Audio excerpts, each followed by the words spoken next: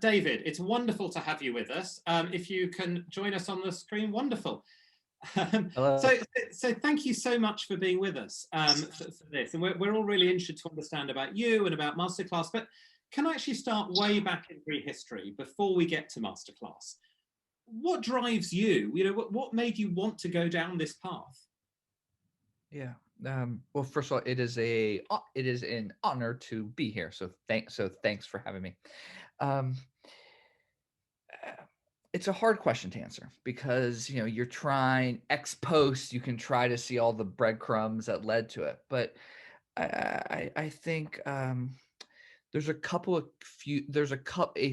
things that help, I think, drive me. One is I was raised in part by my grandparents. My grandparents on my dad's side met in Auschwitz. So of all places to find love. On the other side, they escaped. And so I was always raised with these tenets that there is evil in the world. Things can be taken from you. And the only thing that can't is your education. That was ingrained for me in a very early age. I think where I extrapolated that, which I'm not sure is where my grandparents meant to, but where I extrapolated it from, where I extrapolated to was that I don't want to be on my deathbed and hopefully a long time and think I didn't at least try to make the world better. Now, I'm not sure that was their intention. It might have been to appreciate things and appreciate the world, but I think that is a big driver for me. The other one I think that had a tremendous impact on my life was I stutter, and I always have, and it was much worse when I was a kid. And stuttering is difficult and frustrating on multiple levels. One, I mean, you are teased a lot in school for it. Two is when you want to express your ideas, people don't focus on your ideas, they focus on your speech. And so this feeling of not being heard or is very strong. How my parents handled it, which I think had a big impact on me, was we're not going to let that impact you at all. And so their expectation is when they had friends over for dinner, I would sit with them at the dinner table with their friends. And their expectation was I engaged with their adult friends in conversation. It was stuttering is not going to impact you and is not going to stop you. And we aren't going to let you use that as an excuse to not engage with us. That was amazing. The con side of that was I assumed all adults wanted to hear what I had to say, which was clearly not the case. But I remember going to my grandparents and telling them I was being teased in school, and my grandfather basically being, "Here's a hug," and then so. I mean, to him, if you aren't in Auschwitz, life is pretty good. And so I think that had a tremendous impact on my life. And I think the last part was I was curious ever since I think I was born, and I'd ask lots of questions. I got in school. That was not an okay thing to do, to ask questions, but I asked lots of questions, and I think that helped spark my love of learning. So yeah, those are three. That's a fascinating drive, and it's just interesting to explore that idea of making the world better. I mean, I'm sure your grandparents are very proud, regardless of whether they wanted to admire it. But it's fascinating because I think some people go for an approach of saying, look, I'm much more privileged than a former generation. How do I make things better for myself? And others say, how do I pay that back to everybody else? You seem to have gone for the sort of paying it back to others. Why did you get there? The suffering you see in people. I mean, the suffering I heard from my grandparents and their stories. I think probably even the suffering of being a stutterer and being teased, you just see that impact. And my pain feels like a fraction of the pain that other people feel. It's a privileged thing to just focus on my own life. And I don't know, I couldn't do that. I don't know what it's like to be on your deathbed, but I don't want to have anything that I regret I didn't do. And so to me, I think I'll have the least amount if I try to help other people. Yeah. Right. I mean, it's clearly the stuttering thing. It's good, impressive you're sort of so open about it. Do you think attitudes have changed? I mean, now that it's possible for somebody who stutters to become president, will that change anything? I hope so. I mean, he was mocked in the press around it, especially in the States. Um, and his stutter is very slight, but he was accused of being a stroke victim and all these things, right? That had nothing to do with him being a stutterer. And he's been open about that for a very long time, and he's done tremendous work there to help. I hope so. I think it's inspiring. I mean, it's definitely inspiring to me. I hope it's inspiring to other folks. I hope so, but I think it's probably a long ways away. Yeah, it's probably and you're not going to stand to take over from him. No. So we've talked about sort of your upbringing and that really powerful experience of your grandparents and Nashville. So can you join the dots before you got to the idea of MasterClass? What were you doing before that? Yeah. So I thought I wanted, I wanted to have impact on the world, and I wasn't sure how. So I thought one idea was to work in policy for the government, or in government.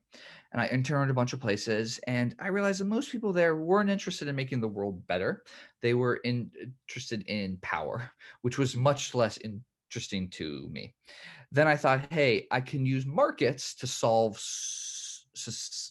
issues in society, and worked in that in a few places, and then I went to get my MBA at Stanford, and I was there, and that was eye-opening to me in a whole bunch of ways.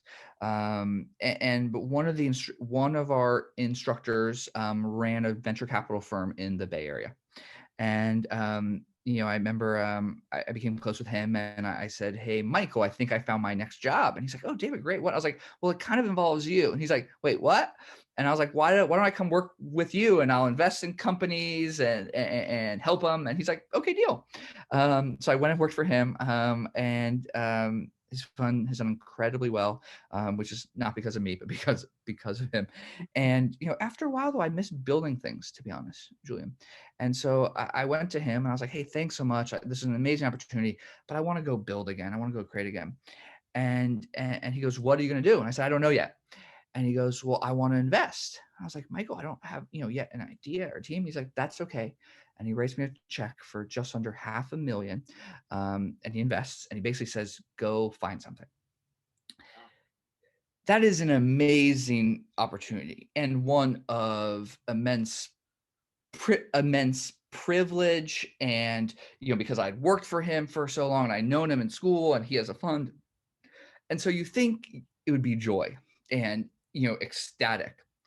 I was terrified. It is a once in a lifetime chance that I do not want to mess up.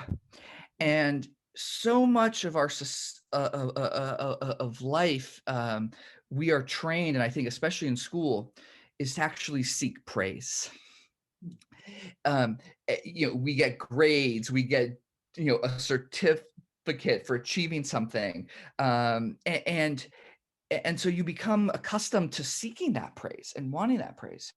And what I quickly saw in the journey of entrepreneurship, you have to reject those societal norms and be okay with that. Everybody is going to think your idea is bad or impossible. And so you want that praise of, that was such a good idea, you were doing so well. You aren't going to get that. In fact, I'd even argue if you get that praise, it means your idea is too obvious. So you almost need to seek out people. You want to seek out the idea where people are telling you that's impossible, that's bad, because that's why they haven't done it before. And you think you have a path to it. So when if you're an entrepreneur, an aspiring entrepreneur, if somebody says your idea is impossible, chase that. It still might be a bad idea, but there's a higher chance I think that will be a success than if everybody you talk to says that's a brilliant idea or something like that. Yeah. Interesting. So I mean, a fascinating lesson there for entrepreneurship, and it's something we explore. Cambridge here in England. I know some of you are watching it from Cambridge. Is a tiny place which has had lots of entrepreneurial success. And I'd be interested to see whether any entrepreneurs here would say, your idea has to sound crazy enough. I think many of them would agree. And I'll ask you and the group too, in academia, do you want to seek the same, are the breakthroughs do you get that same reception and response, or do you get shunned for that, right? And maybe that's a hot increased risk of I don't know, but yeah. Well, no, it's actually fun. I mean, Fred Sanger, who won 2 Nobel Prizes, proteins and DNA, I mean, absolutely amazing, was, I think, moved on from the department he was in because his work wasn't interesting enough and wasn't likely to succeed enough. And, 2 Nobel Prizes is a pretty good marker of success. But yeah.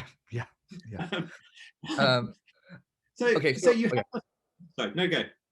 Yeah. So I was I was in a state of being scared, and in a state of trying to think of ideas and not having any praise from anybody, and it became a dark time, to be honest.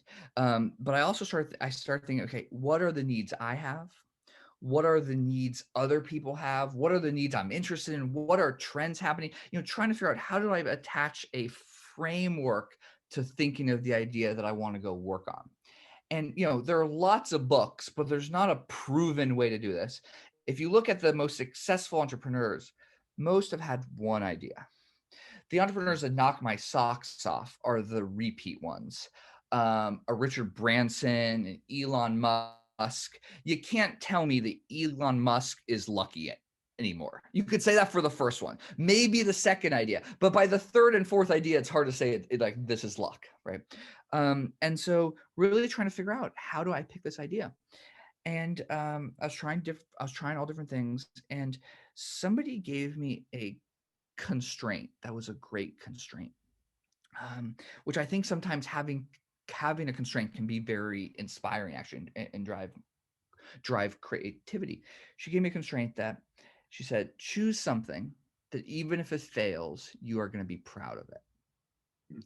To me, that was and it just outstanding constraint, because all of a sudden the ideas of like optimizing different Salesforce tools or whatever for me go out the window. And for me, it was clear in education. And I kept thinking back of as soon as I had that constraint of my own life and what is it, I was trying to think, what are the things to me that I'd be proud of? So I kept thinking back to a story. I was in second grade at the time, I believe, and I went to my grandmother's house after school, always, because my folks both worked. And I went to her house and I was complaining to her all about all the math homework I had, which obviously wasn't a lot because, I don't know, you're 9 or 10 years old. And she has a story she wants to tell me, and which is also, as a 9 or 10 year old, like the last thing you want to hear. And she tells me a story. So she was 16 years old and she was living in Krakow. Her and her mom go on a family vacation. Dad's going to join, stays home a couple extra days to finish work. While they're on vacation, the Nazis invaded. They took everything. They killed her father. Her and her mom flee to the East Coast of the States. They arrive in New York City. The only job they get on a factory floor, and they're working in the factory side by side. My grandma wants to become a doctor. Finds every medical school in the state, applies to all of them by hand, over 25 schools, gets a no from every single one. She keeps working in the factory next to her mom, applies again next year, all 25, gets a no from every single one again. She starts calling the deans of admissions and say, why am I not getting in? They all hang up on her except for this one guy who goes, look, I'll be honest. You have 3 strikes against you. You're a woman, an immigrant, and you're Jewish. Hangs up the phone. She keeps working in the factory, applies again next year. She gets into one school and becomes a pediatrician. And I'm staring at her because this is intense it's intense stuff to be hearing from just having complaining about math homework. And she goes, look, David, the point I'm trying to make to you is education's the only thing that someone can't take away from you. And that stuck with me.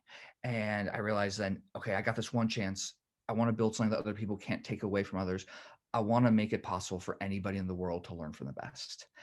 And I really then tried to hone it. I posted ads on Craigslist, on sites in the States, offering to pay people just to talk to them about their own education, hear about their own journeys and paths, what went wrong, what didn't go well. I mocked stuff up. I put it in front of people. What parts do you like about this? What parts do you not like about this? Something that you would pay for or not. Started thinking about myself. I love to learn. Why am I not taking the MOOC classes online? And all that started to combine into this idea of like, I might be able to make it possible for anybody to learn from the best. I mean, it's a really powerful idea. But now, how did you get the first celeb? How did you get the first person who was the best? It can't. I mean, I'm assuming it wasn't a Craigslist advert, or maybe it was. I wish it was that easy. No, it was really hard. It was impossible. It probably took me 8 to 12 months. And in that, you better believe everybody was telling me, stop this idea, think of some other idea. You're never going to get these people. Those same people now come back and say, I told you it was going to be a great idea. I told you from day one. You're like, that's not how I remember it. The first one to say yes was Dustin Hoffman. The first one to film was James Patterson, the best-selling author in the world. James Patterson, I cold emailed. I cold called everybody I could. And one day I'm walking down the street in Santa Monica in Los Angeles. I'm seeing my folks, and I get a call on my cell phone from a number I didn't recognize, and I picked it up, which is like a weird thing because nowadays you never pick up a call from a number you don't know. And the guy's like, I was like, hi, this is David. It's like, hi, this is James Patterson. And I was so unslick, Julian. I was like, the author? And he's like, yep. And I was like, I'm surprised to hear from you. He's like, I'm a surprising guy. And I was like, yeah, okay. How can I help you? He's like, I saw your proposal. If the timing works, I would love to have a talk with you about it. And in my head, Julian, I'm like, this is so amazing. Wait, is this really James Patterson? I don't know if it's like, is this a friend playing a prank? What is it? And then he introduced us to his law firm, which is a real law firm to that. And then we met with, I met with James Patterson, and then it was real. But it was, the first instructors were taking a gamble and risk on me, on the team, but also on this idea that, we do want to make it possible for anybody to learn from the best. And I think for them, what it drove them is they all had somebody that changed their life. They had a mentor, a teacher, and they wanted to give back at scale. I mean, that's remarkable that it happened and you got such amazing people so early on. Now, how does it work now? They desperately ask to be introduced to you for the privilege of being the best? Or? I mean, we now say no to 9 out of 10 people. So, it is definitely a flywheel, and it started to spin probably after like our 5th instructor or something like that. Yeah. So it's also, you really are deluged with people, and you say, no, you've only won 1 or 2 Oscars. You're not quite up to the mark. Or it is a hard conversation to have, but you have to keep the bar really high. And so, yeah. And there must be some people you'd really love to have on that you haven't yet secured. Like, who's the dream person you haven't yet got? Oh, I mean, there's a lot. Michelle and Barack Obama would love. Yeah. Elon Musk would love.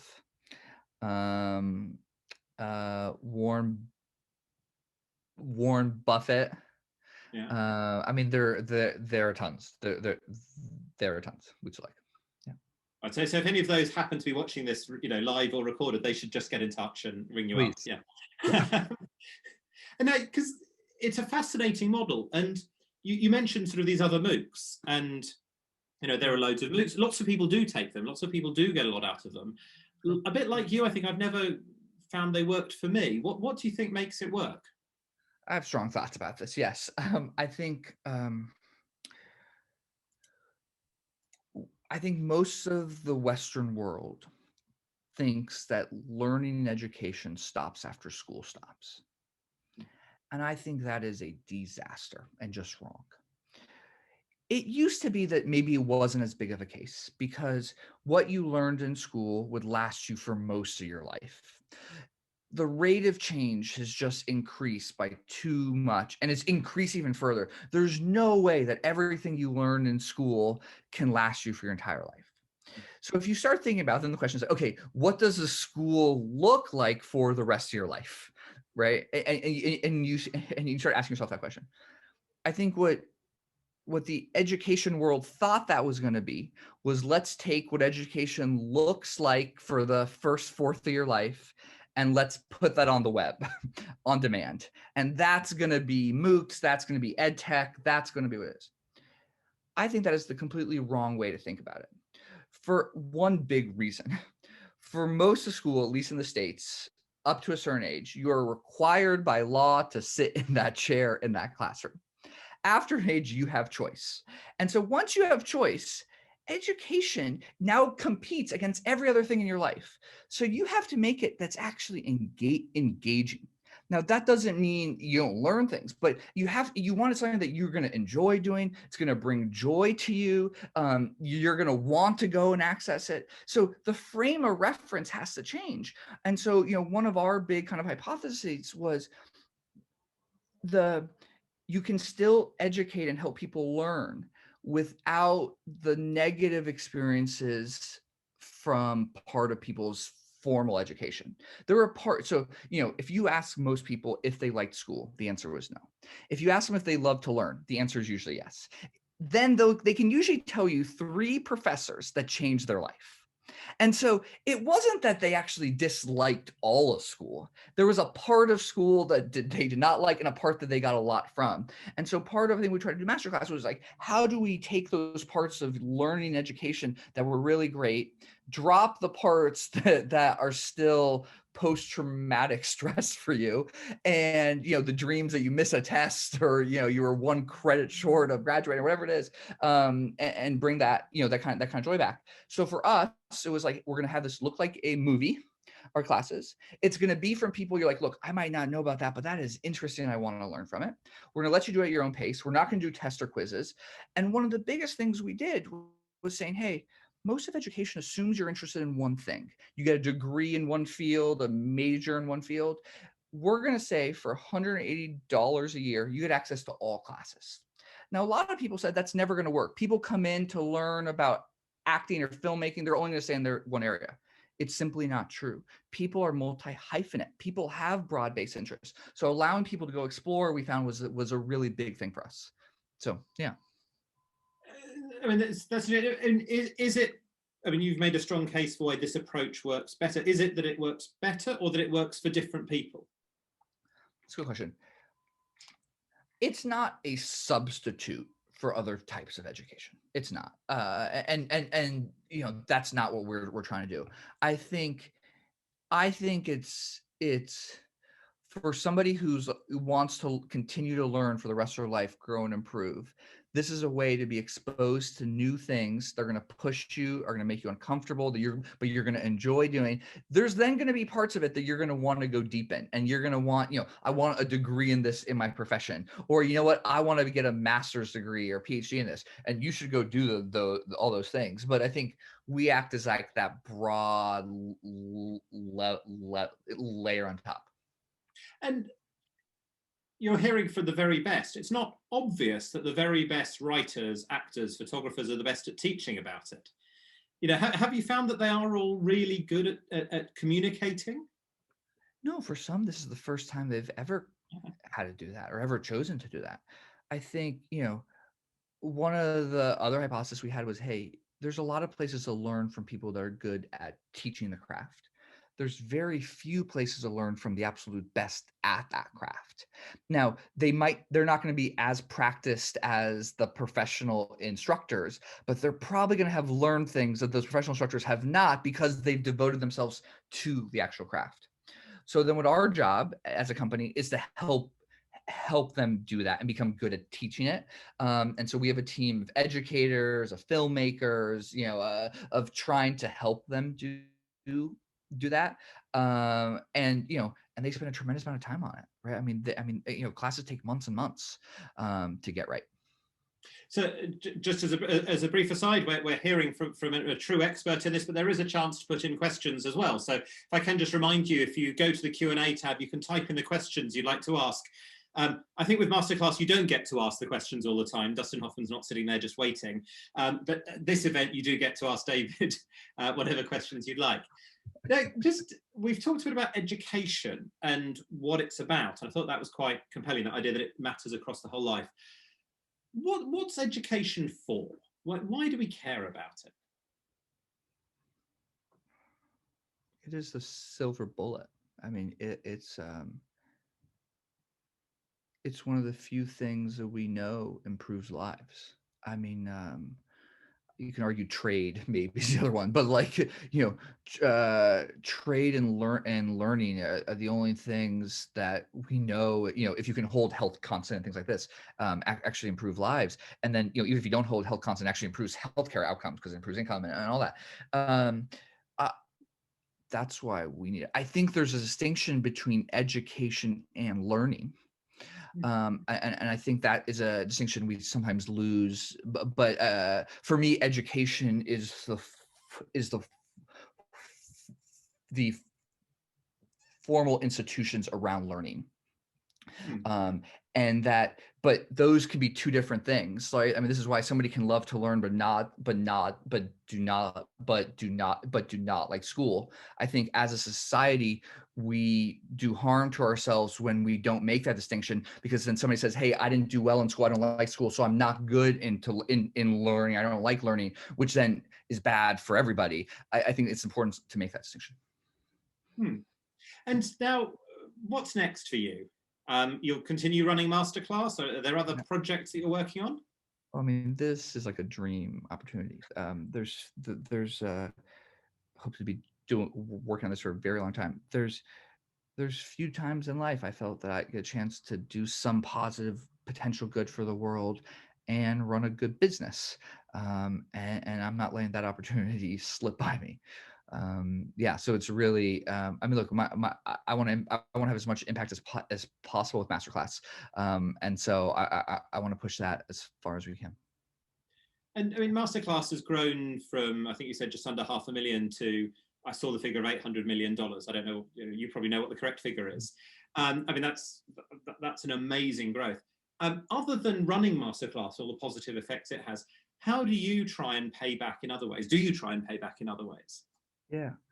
So first of all, being an entrepreneur is exhausting, and so anybody's watching, you all know, but I do try to, and in a few ways. One, I try to angel invest in companies from entrepreneurs that from all with all different types of ideas and different backgrounds and experiences, and so try to mentor and help as much as I can. I often learn a lot from them, actually, right? But that try to speak at schools and things as much as I can, and there's other on the personal side things I do, but those are yeah. And then, if you were giving advice to a student now, so you're an undergraduate who wanted to do something that was worthwhile, what would you say to them?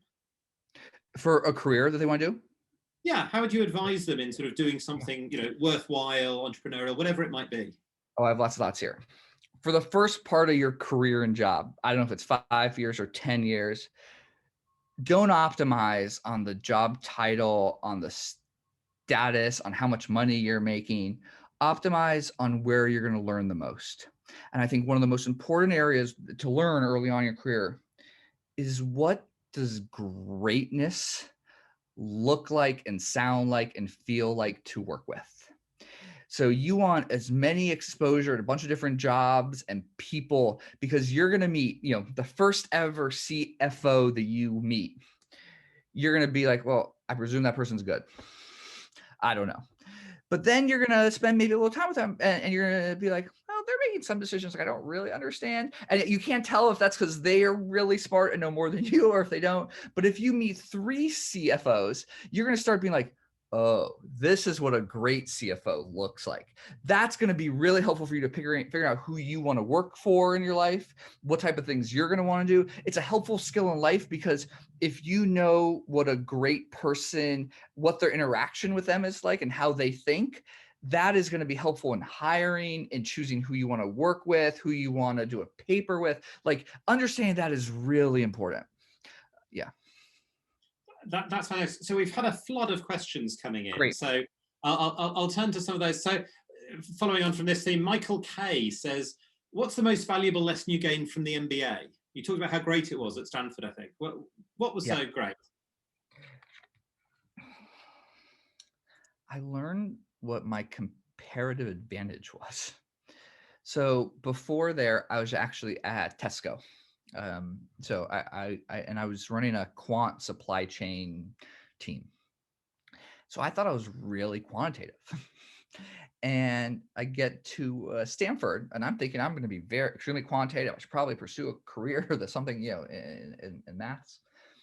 And I get to Stanford, and I quickly realize I am spending 5x as much time on the math problems and the computer science problems than the person on the left of me in the classroom and the person on the right of me in the classroom. And I quickly realized, I remember there's somebody I was sitting next to, and he was finishing these like math problems much faster than I was. And I was like, I asked him, how are you so good at this? He's like, well, I used to kind of do these types of things. I'm like, sorry, like where? And he's like, well, back home. I'm like, sorry, I don't understand. He was competed in China in physics competitions and was one of the top ranked people. I mean, I wasn't going to get there. And so I had to figure out a decision. Okay, do I want to work my butt off to try to become good at that? But I'm probably never going to be as good as those top folks. Or can I also try to figure out what things I stand out at compared to this group of people? And so I started figuring out what things I stand out at, right? And then you started to kind of push on those, right? So yeah, that was probably one of the most. The other one is I saw careers and professions I didn't know existed. Like there were jobs I met, people I'm like, I didn't know you could do that job. I didn't know you could get paid for that, and that was amazing to me. So we've had a number of questions about skills. So there's a question from Carlotta Ehrenzeller. Thank you for sharing all your insights. Through MasterClass, you have the power to select what is worth learning. In what ways are you aiming to shape society through the classes that you provide? That's the first person who's ever asked me that. It's a really, I mean, you're absolutely right. We see it as a sacred responsibility. As a sacred responsibility to do that. There's times we probably get it wrong and things like this, right? But like it's something that we're really serious about and very intentional about.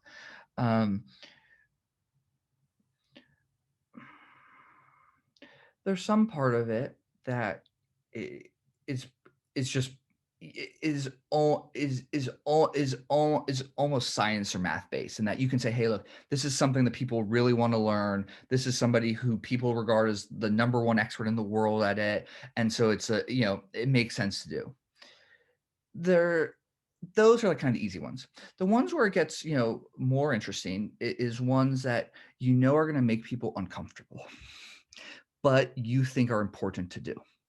And you're not sure if they're going to do well, but you think they're so important that it's worth doing, and you're willing to either make a bet that it will or will not do well, but it's so important that it's actually worth trying. So we put classes that make people uncomfortable, and that's it's a taste decision for myself and the team, but we did one on American elections. This was before this last election, and we picked somebody from the left and right to be in the class. And the class wasn't a class on political views. It was a class on how you win elections. And we got people on the left were upset, people on the right were upset. People on the right, how could you choose this person on the left? People on the left, how could you choose this person on the right? You're like, Matt, if you're gonna take it that you want to learn, you are ignorant if you don't think you can learn something from the opposing side. And it ends up we chose David Axelrod and Karl Rove, who actually are good friends, which was fascinating for us to see. So we've done things like that make people uncomfortable. We've done classes on sex education that make people uncomfortable. And then we've also done some where the author or the filmmaker have a strong point of view, and that makes people uncomfortable. But we felt that was an important point of view to hear. Yeah. I mean, somebody's commented that you have makeup class with Bobby Brown, filmmaking with Martin Scorsese, architecture with Frank Gehry. Are there any types of class that you wouldn't offer that would just be off limits? Yeah, we wouldn't do a class. We want classes. Part of the rubric we use internally is this a class that in 100 years you would still want to take? So how neat would it be if you go take a class from Einstein? Right. Even if a bunch of his things might be still be right. There's probably at some point it might be wrong. You'd still want to take it, right? Still be fascinating. So we'd probably never offer a class in something that would like expire. So, a Microsoft Excel class worthwhile and a tool that changed the face of probably the whole planet, but like that would expire in a year or two. Annie Leibovitz photography class, she's not teaching how to use your new DSLR camera because that would expire in a year or two. She's teaching you how to compose a frame, how to get the most out of your subject. So that's kind of the lens we put on that. Yeah. And just still on the skills theme, Rod Rivers was asking, what are the most important skills to learn in a rapidly changing world when AI might be able to do any job? Yeah, that's an amazing question. Okay, it was Rob, you said, who asked that question? Rod, sorry, apologies. I don't know the answer. My quick thoughts on it are, it's about processing information. It's about synthesizing information, being good at selecting which information you take. I think those are putting things together, putting different ideas together all together. I think that's it. I think, this is completely changed. And I think the education system is still behind, especially in the States, on it. It used to be the thing a school teacher would impart on you was information and facts, right? I don't know if you all remember, I remember sitting in a classroom and you just take notes of everything that person says. The internet changed that. Facts now are the easy thing to access. The hard things are A, the processing of that information, and B, inspiration. So I think part of what school changed is to give you the inspiration to go want to access those facts, and then the processing, all the thinking that then goes around those facts. Yeah. I think there's also, and I don't know what you think about it, that some of this education should also just be for fun. And even if it's completely useless to you, human characteristics, human life is probably about something more fun than just what will actually be useful. 100%. And I'd even argue the things that we think are fun and we're not getting anything out of, actually, I think there's some work that has shown this, some hasn't yet, but I think will, is my hypothesis, that it's actually good for you. If it makes you smile more, it makes you love something, get it, even if it's gardening plants, whatever, whatever brings you joy is probably actually a net gain. So can I just change tack slightly to ask about the product and how you see it compared to others? So there's been a few questions about this, and I'll try and just go through a few of them because there's slightly different things. Hadi Michael, well, first he says, thank you so much for sharing your story with us, such an incredible journey. They've been using MasterClass for 6 months and they love it. I don't know if you paid them for the endorsement, but they asked about the product. How do you think about competition? Do you think about it as, are you in a market for time spent? Are you competing with Netflix and Amazon Prime or random educators on YouTube or MOOCs? And there's been a couple of questions that fit around with this as well. Are Skillshare, Udemy, YouTube part of your competitors? How do you think about that world? Yeah, that's a really good question. It's a simple question, but it's like a hard. It appears simple. It's actually a hard question. Because you have to think about competitive and like to who or to what or why do you care about competition?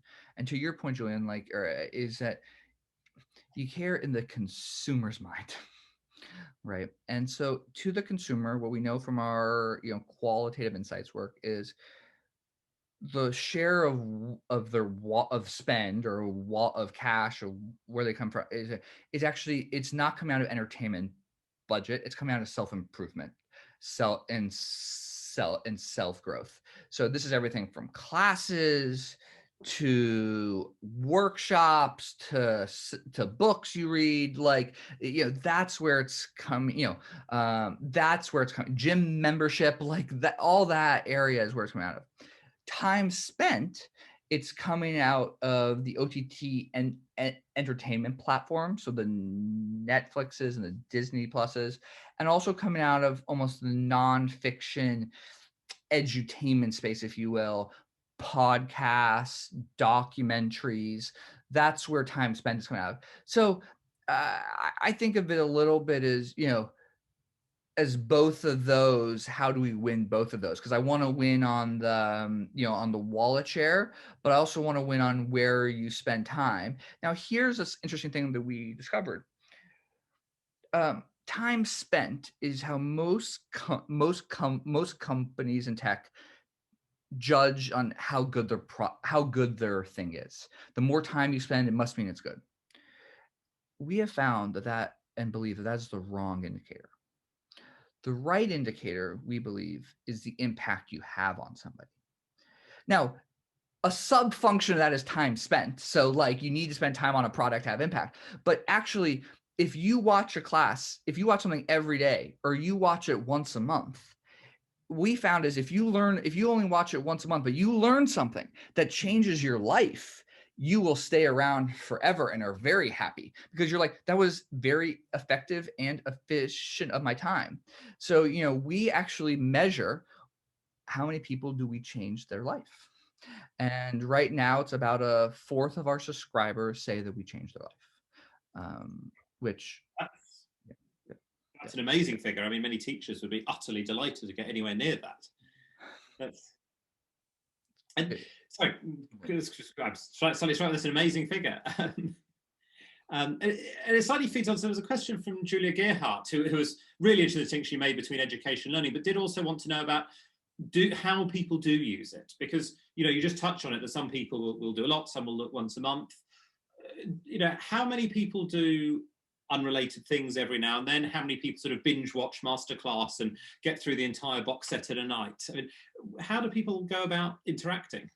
It's a really good question. It's a hard one because like the behaviors are so varied. So there are users that just binge watch. There's users that are more sporadic. It's like I wish investors always ask this question too. It's like never. I wish I had like one clean chart or clean answer. Things we do see, people go broad in their interest area, so they do not stay in their one area. People, and we can predict with some accuracy about what class you will take next outside of that area that you began in, right? Which is just super interesting to kind of see. They will, when people were going to work, we definitely saw that people watch on their phones, on the commute. Now there's an increase in share that people watch on their big screens, right, on their but in terms of how much they watch or what regularity, that is just there's not like one answer. Yeah. Sorry. Yeah. And how do you go about quality controlling the courses? So do you have a lesson plan for your instructors about how much of the lesson time should go on practical tips, theories, personal experience stories? So this was Ali Wang who raised this. Yeah, it's a really good question. I mean, it's been honed over years and years. I would say it's not our approach is saying, hey, our job is to come to the instructor with here's what the world wants to learn from you. And we spend a lot of time to figure that out. Then the instructor comes with here's what I wish somebody had taught me. And then our job is to mold those two worlds and to share, hey, here are the things that seem to work. Here's the things that people respond to. But it's not like it's a cookie cutter kind of, I mean, there's some parts we've learned that work, so we keep doing it. But we try to, I mean, each class is the instructor's class. So it definitely varies and changes. What we do is we test the classes. I mean, before and after. So we will put stuff in front of students before we have film class. What's interesting, what's not. Is this going to work? Is not. And then after we film it, and there was an instructor that started their class with a joke that I thought wasn't funny. And I told them I didn't think this was a funny joke, and they're like, no, trust me, David, it's going to be funny. I'm like, I really don't think so. And we tested it. People liked the joke and they watched more with the joke in it. So this is why you don't rely on one person's individual taste and you test stuff. But we try to do as much quantitative work as we can. So we know how much people are going to like a class, what parts they're going to like, what parts they're not going to like, what parts they're going to learn from, which parts they are more entertainment, all before class actually launches. Huh.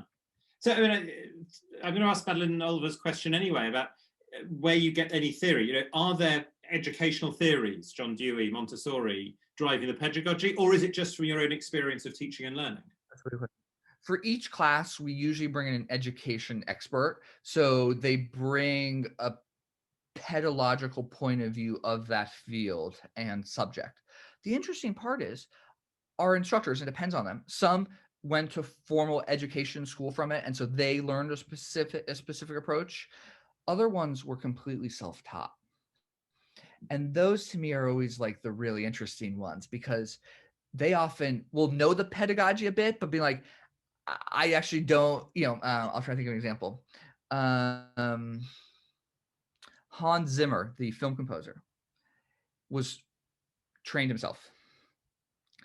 He will start writing the score to a movie without having seen the movie.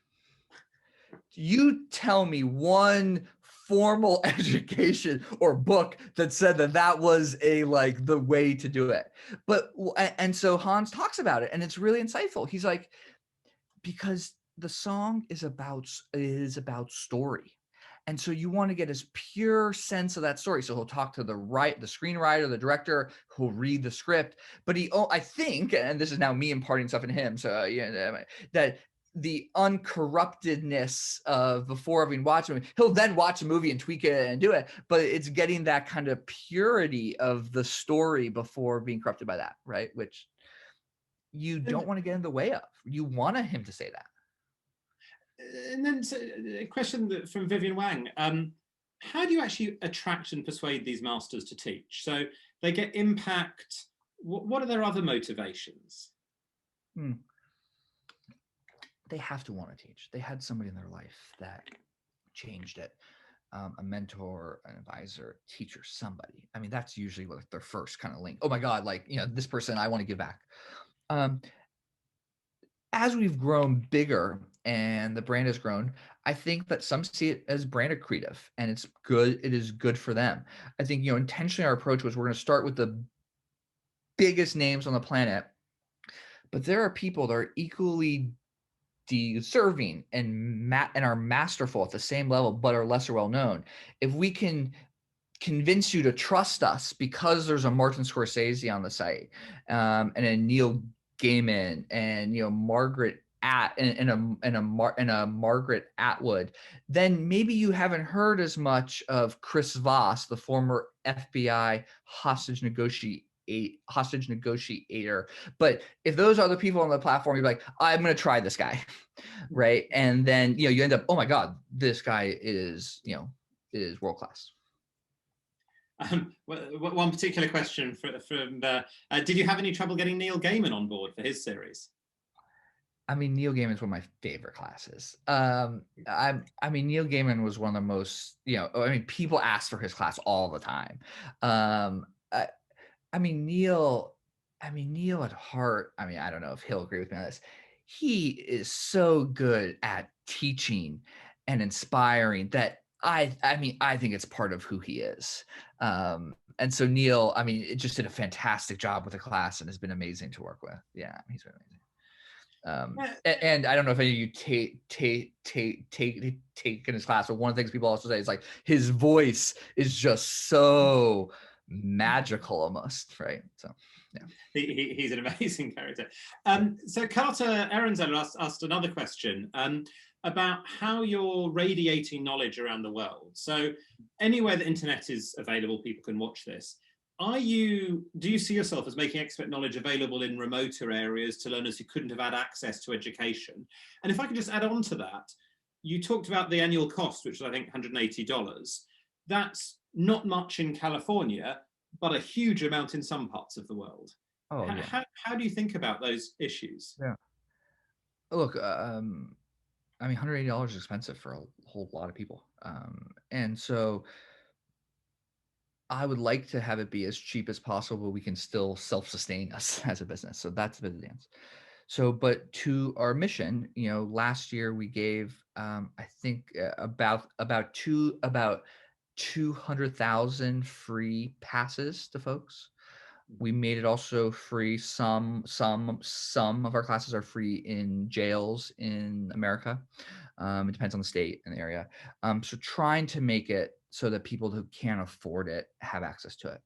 We do lots of things with schools and charities on the grant side for that too. Right now, about a third of our subscribers come from outside of the United States. The part that is so shocking to me is the classes are only in English. So, over the next year or two, you're going to see us launching abroad. And that's both in the languages, but also the instructor choices too. My ultimate dream is that somebody who would have never had access to any of these people takes the classes, gets inspired, becomes a master, and comes back to actually teach. That would, to me, would be my dream. Yeah. And Bridget Gildair asks, what's next for lifelong learning? What are the trends that you're most interested in, how and what we're going to want to learn? That's a really good question.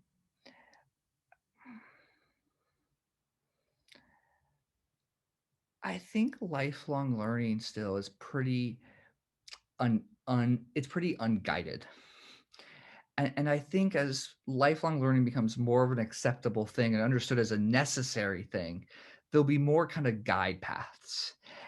The trick is still provide all the flexibility and room for you to go explore whatever you want to explore. But, searching on, if you search on something on YouTube, you don't know if the person is good, if the thing's good. You try to look how many views, how many likes they have. But, I think having some more guide paths and endorsements and trust will help a lot of that. And then I also think you'll continue to see investment in raising the bar of it. I mean, our online classes at the time we launched, probably still are, probably we invest more in our classes than probably almost anybody else does. And that was a shocker to folks early on, but hopefully we are helping to prove that that's worth that investment. School teachers should be one of the highest paid professions on the planet, right? And education and classroom and the fact that we, if we can make a budget to make a class the same as a film, right? I mean, then we start getting to the weight that I think we should get. And fascinating, just building on that somebody with the astonishing name of anonymous attendee, I wonder who that could be. Do you have advice for somebody who's really been out of school for quite a long time, but does enjoy learning for the sake of learning? Okay, I would ask a question on top of that, but that's going to be hard because you're a non. Anyway, I think my question would be like, is this to do a new career or just to explore life, whatever it is? There's a different answer on the lifelong learning part. Just chase the things that you are interested in and just feel okay to jump around. You don't have to complete the book. You don't have to you can take a class and actually not finish it. You can jump around. One of the things that we found in our users, we're so trained to want to go each lesson chapter by chapter because it's against the rules, break it up. But we found you might enjoy it more and learn more if you do skip around, because there's parts that aren't going to be interesting to you and there's parts that will be. So that feeling that permission to explore is really important. So I think my advice is to accept that it is up to you to decide what you want to learn and you should enjoy it. I think that's fascinating. There's a question from Tyler who was talking at the beginning. Yeah. Tyler, do you want to turn your video on, or shall I read out the question? Sure. Give me a second. Let's see. Am I on? I'm now scared, Tyler. I feel like this is gonna be a tough question. No. It's more of like a fun question. I'm curious. Since everything has been online now, and since MasterClass has kind of gone like this since the pandemic, would there ever be in-person MasterClass events? Could there ever be a situation in a COVID-free world, whatever that is, where it would make sense to do that? Just curious. No, it's a really great question. We were thinking about pre-pandemic, right? And obviously we weren't going to do anything in the pandemic. I think so. What we have to figure out is what's the right form factor for that. I think,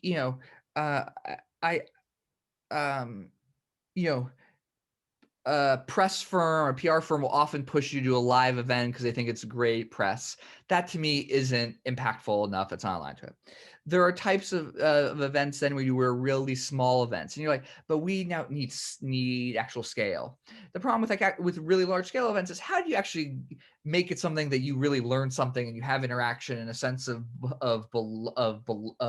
belonging. So if we can figure out how to do a sense of belonging, have impact at scale, I definitely want to do that. I don't know the right structure yet, but we have been thinking about it.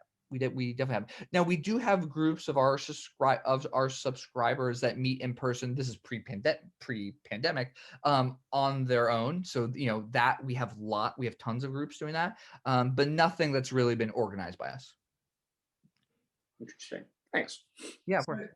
I want to finish off with a couple more questions on MasterClass, but before that, can we talk more about entrepreneurship and tips on that? So one question was, do you have any tips for somebody who wants to start a company in the tech space but doesn't have a technical background like yourself? Yeah, because I don't have technical background. Okay, I'll say something I think is provocative. Most tech startups aren't about the tech. They're enabled by the tech, but they're actually not about the tech. The companies that are really driven by the tech usually require some really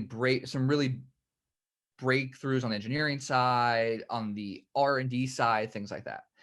I think if you're a non-technical person and want to be an entrepreneur, I think you either want to stay away from those that really depend on the tech, or you want to pair up with somebody who is simply world class at that, and they want your skill set, right? And that could be a host of other things. It could be a host of things. I think 5-10 years ago, it was much harder to pitch to raise money if you're not a technical person. Look, there were times where I didn't want to say I had an MBA. Because that was negative points. I think now it's come around that that's not it's probably flat. But I think do not see that as a constraint. I think somebody will say the argument, and you definitely heard before, hey, you have to be an expert in that field. There was another argument to actually do that idea or startup. And for any one of these so-called rules of entrepreneurship, you can think of counter examples that are very powerful and strong. You have to be an expert in the field. My first example would be Elon Musk. You're telling me he was an expert in how to pay for things, in self-driving cars, and how to launch in space. You can't tell me he was an expert in all those things. Was he quick to learn those things? Yes, right. Do that. But so I think it's really trying to figure out, what it. I think it's all right. So my advice for a non-technical person is find the thing that you want to do, find the thing that you'd be proud of, even if it does and fail, and just go build it. And ignore what everybody else says. That fits quite nicely with the next question we had in, which, you spoke a lot about education, how that was really, really important too. But the question that's come in was, if you had to start a company today that wasn't in education, what area would you choose to do it in? Probably in something about probably in climate change.